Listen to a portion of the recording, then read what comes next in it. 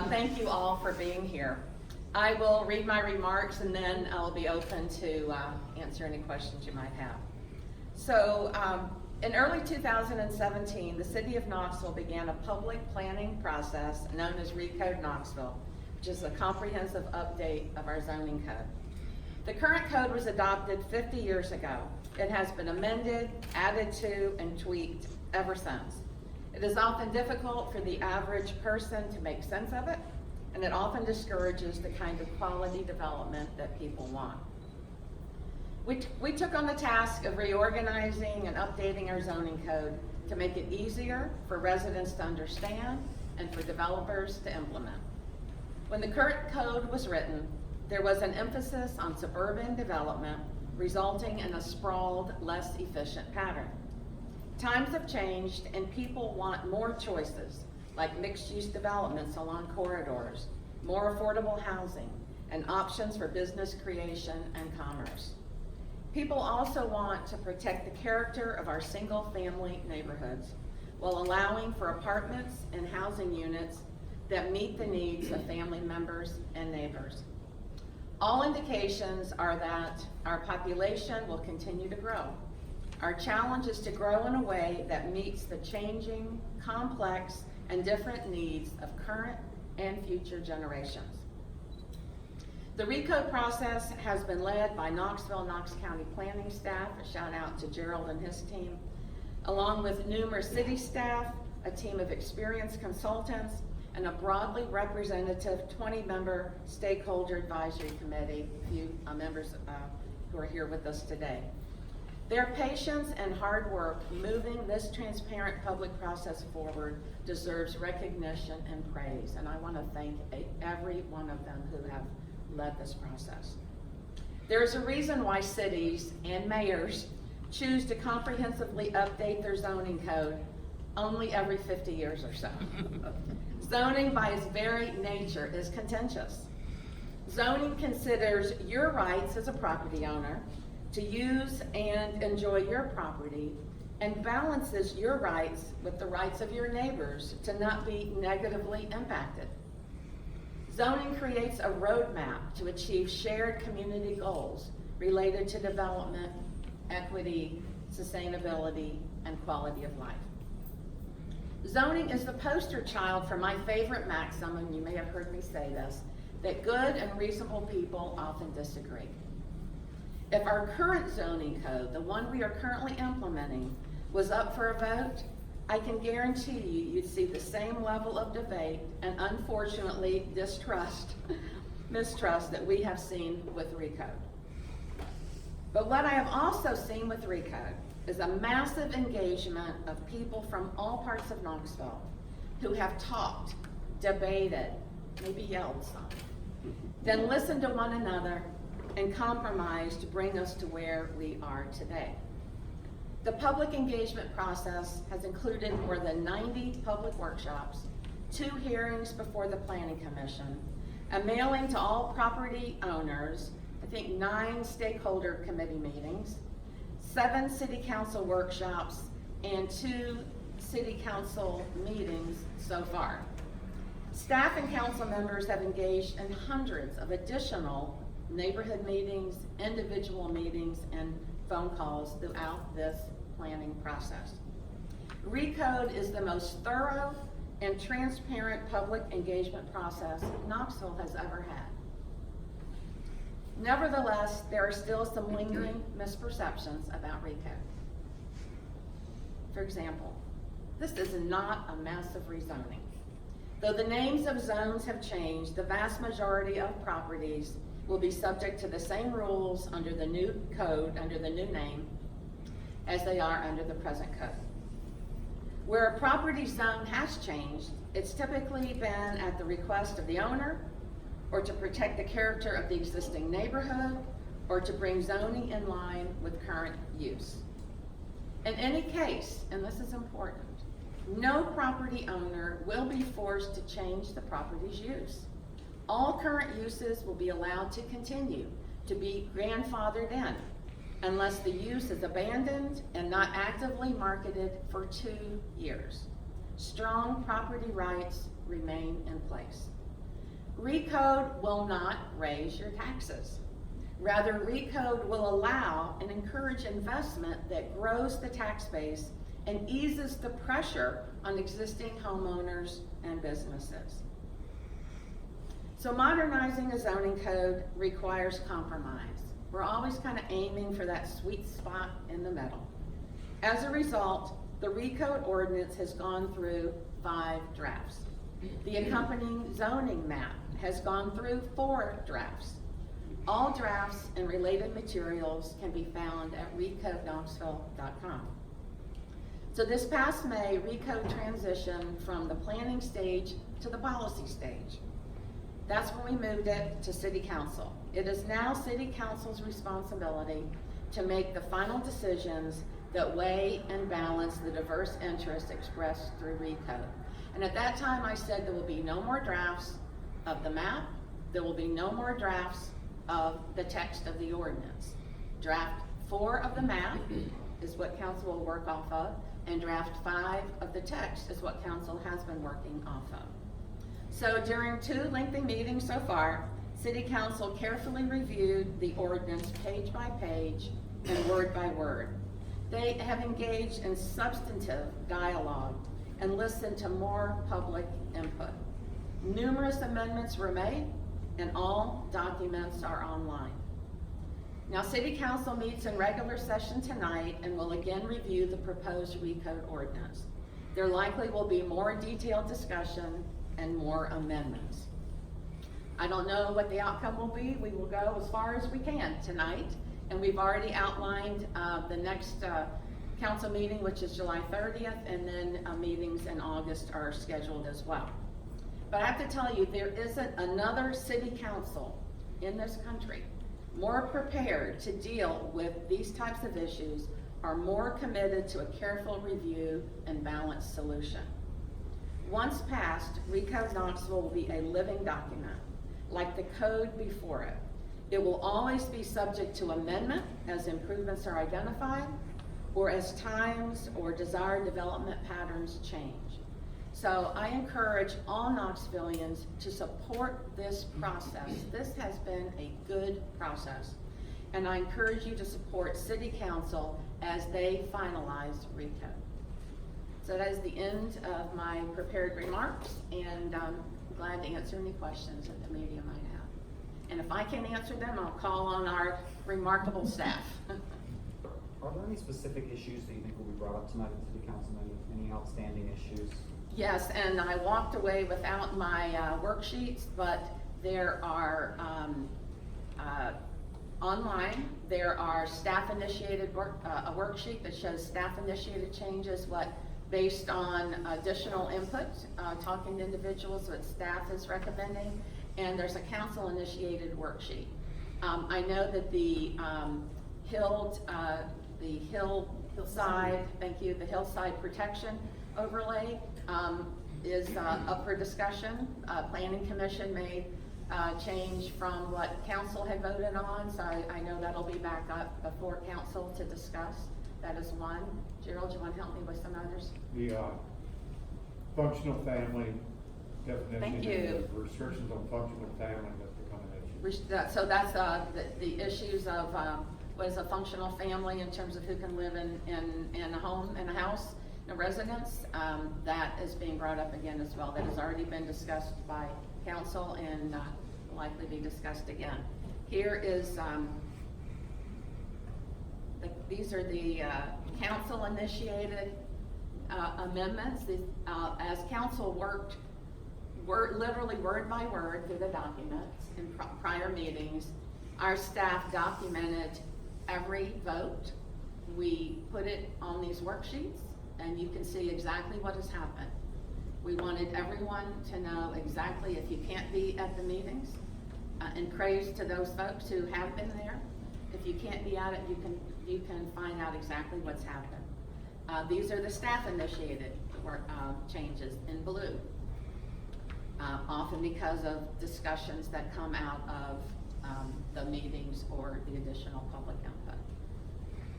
Did I answer your question? Okay. Those are 2 examples. I'm sure there'll be more.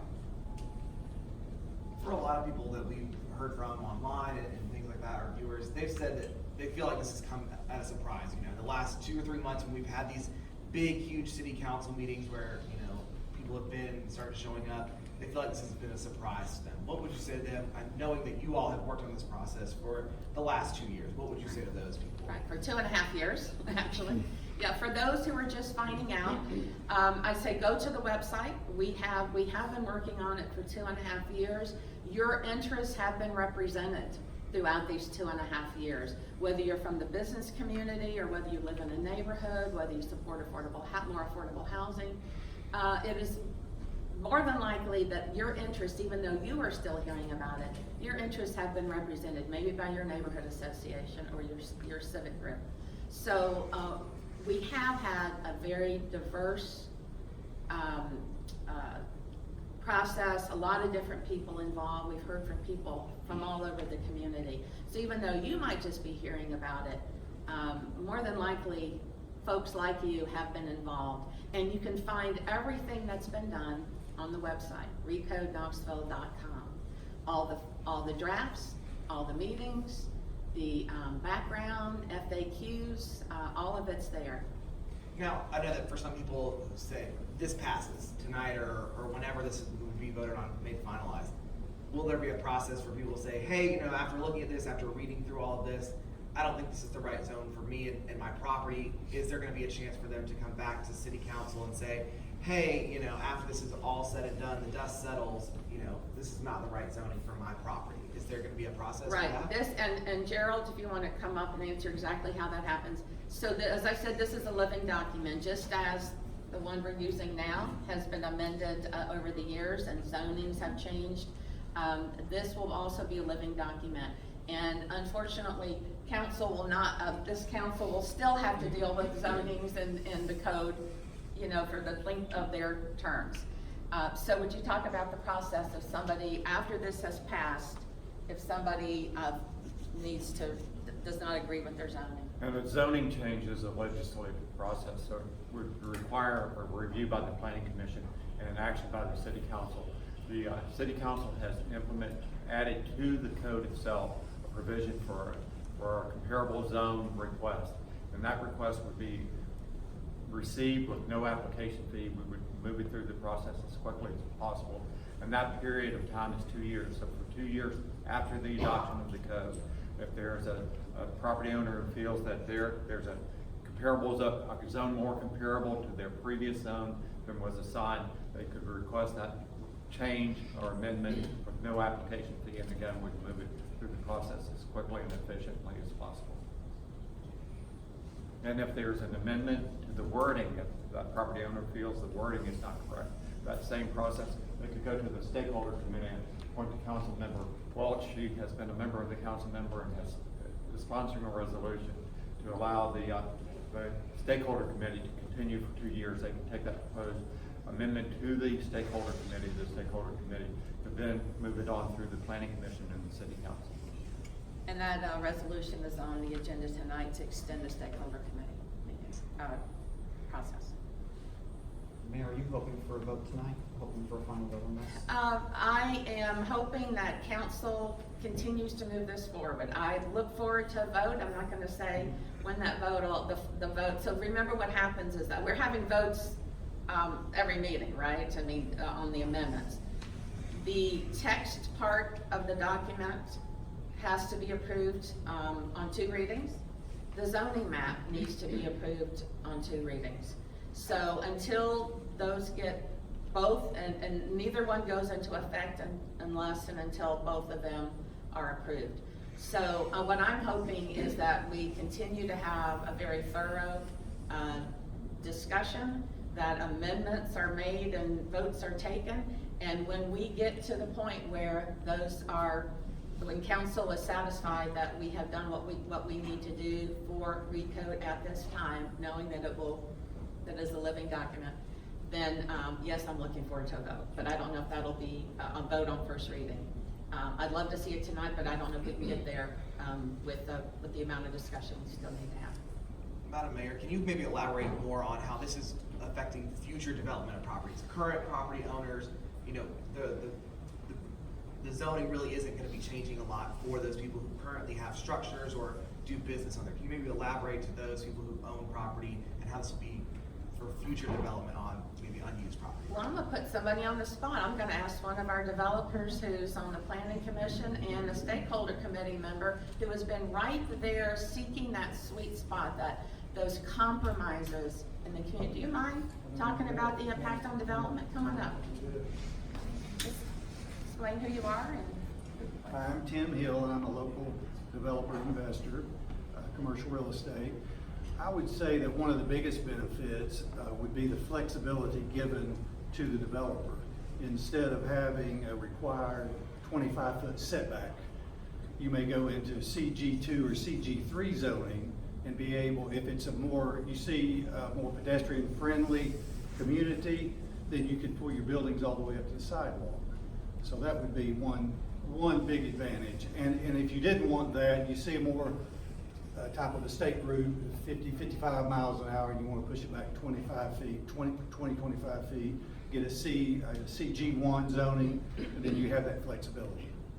So there's more flexibility in those zones. But maybe for homeowners, more specifically than commercial areas. I know a lot of people are concerned about maybe adding duplexes or, high density housing in maybe those historic neighborhoods. Kind of talk to me a little bit about how those zonings really are changing maybe. Right, right. So again, there's one of the things we have been very tuned into. Many of us live in single family neighborhoods. We like our single family neighborhoods, right? But we also have kids, or we have elderly relatives or whatever who need different types of options. And so what we have done through this code is provide for a variety of options. Do you want to? Try to address your question. I think there were a couple of questions in there. Many of our current residential single-family zoning districts allow for duplexes either as a permitted use as in the R1A or as a use on review. The new code requires a special use permit for duplex in all of the zoning districts. So there's standardization in those. It does allow duplexes, but on a larger lot size and only through review in a public forum before the planning commission. We've also protected some of those historic neighborhoods, parts of Park Ridge, Oakwood Lincoln Park, now zoned R2, which allows between 25 and 30 dwelling units an acre, depending on the total number of acres because of the formula for the density. We've assigned those a single-family zoning designation so that affordable single-family character is protected. We've fine-tuned our zoning map. We fine-tuned our zoning map so those areas that have a duplex or a multifamily within basically single-family area, we try to cut those out and allow them to continue use with the RN4 zoning or RN3 with small-scale multifamily, but not do a blanket zoning over the entire neighborhood. Again, trying to provide opportunities for a range of densities without impacting the single-family character of neighborhoods. The impact on neighborhoods that will, I think, be greatly beneficial is the mixed use and the flexibility along the corridors that Tim Hill talked about. But those corridors can redevelop. They're not just stuck in a 1960s pattern, but in a 21st century pattern that then will benefit the neighborhoods that above.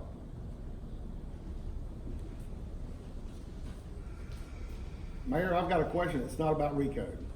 You've done a great job of staying out of the mayor's race, but last night at a candidate forum, one of the candidates, Eddie Manis, said that in 2011, when you were running for mayor, that you and him had a conversation, and you asked him to support you, and then he could run in 2019. Can you confirm that conversation ever occurred? I don't remember the conversation the way Eddie does. Do you remember any conversation in that regard? I do not recall. I did not commit to supporting him in a 2019 race. Thank you very much, Mayor.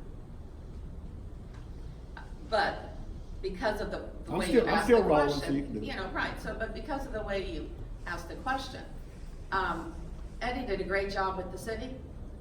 India Kincannon did a great job working with us at the city, and Marshall Stairs done a great job as city council. I'm not taking a position in the race, but I would respectfully disagree with my good friend Eddie about what was said back then. And that's the reason I asked the questions, because I know you've done a phenomenal job of staying out of the mayor's race, but when your name was inferred last night, I felt like that there was a responsibility of myself to make sure that you're on the record to either confirm or deny what was said by your name being referenced. All right, Thank thank you. you. Thank you for that opportunity.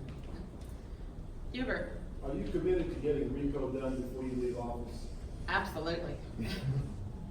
That'll be up to council, obviously, to make that determination, but yes. And we're very close. I think it's important to know this started with the previous council, and I know I did. I don't want to speak for my colleagues that were elected at the same time as me. I was talking about this at every door, and it was on my walk card. So this is not something newly talking about. The council prior to us was voting on this while we were campaigning.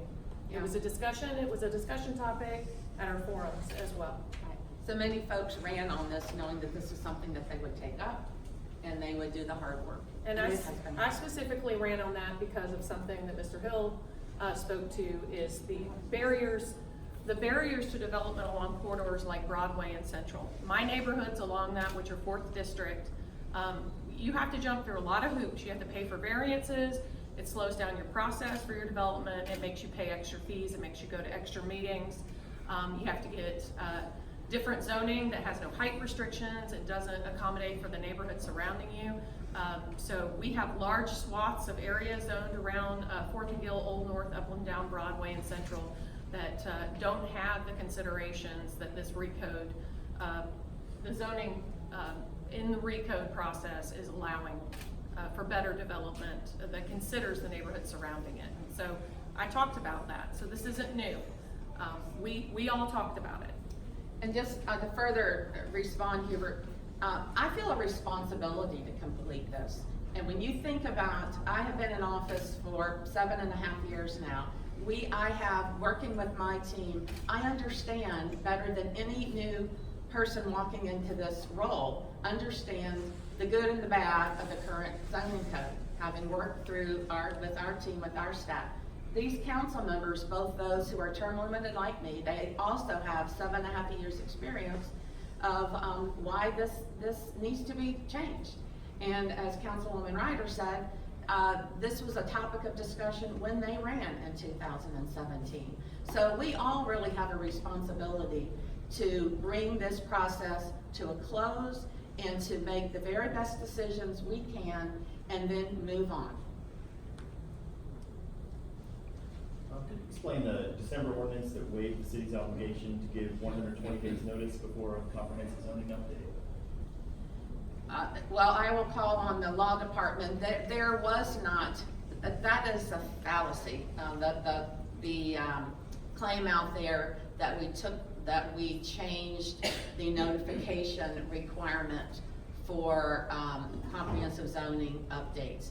If you look at and I looked at this again, first of all, contrary to what has been said in the press, that vote was done in 2 readings. It was not an emergency reading as claimed. It was done in 2 readings.